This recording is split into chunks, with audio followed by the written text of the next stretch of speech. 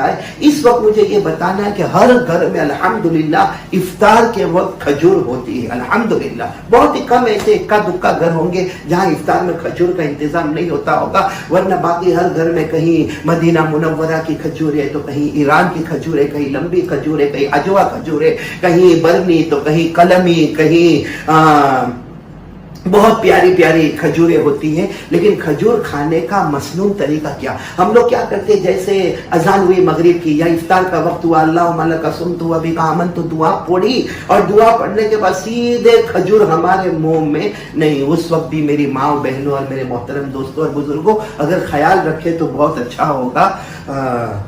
کھجور اگر کھانے کا کیا مسنون طریقہ ہوتا ہے، کھجور کھانے کا مسنون طریقہ کیا ہوتا ہے، وہ میں آپ کو بتانا چاہتا ہوں. اللہ تعالی ہم سب کو دیکھو ہر سنت پر عمل کرنا ہے، ہر سنت پر عمل کرنا، کیونکہ ہمارے نبی صلی اللہ علیہ وسلم سے محبت کا طریقہ یہی ہے.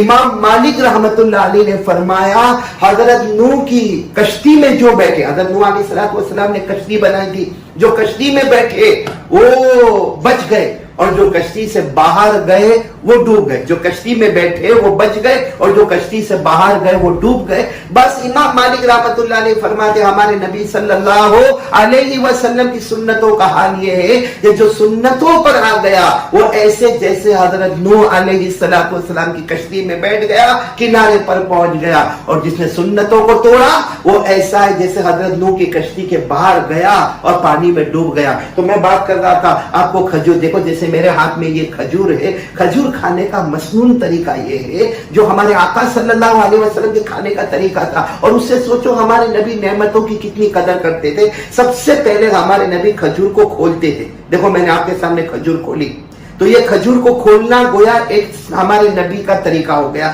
پھر اس کے بعد ہمارے نبی بیج کو نکالتے تھے، جیسے یہ بیج نکلا اور اس کو چوستے تھے. یہ ہمارے نبی کھجور کو چوستے تھے. تو کھجور کو بیج کو نکالنا اور چوسنا یہ دوسرا طریقہ ہو گیا.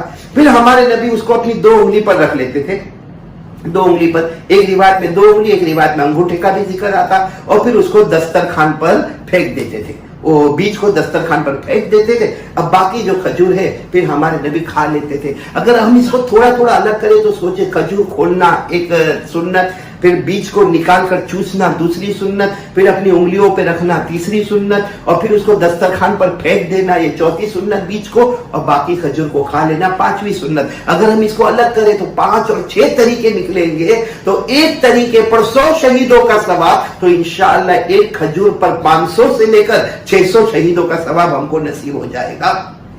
یہ ایک سنت آپ کو بتانی تھی، بہت ضروری تھی جو میں نے آپ کو بتا دی. انشاءاللہ اب سے ہم کھجور اسی طریقے پر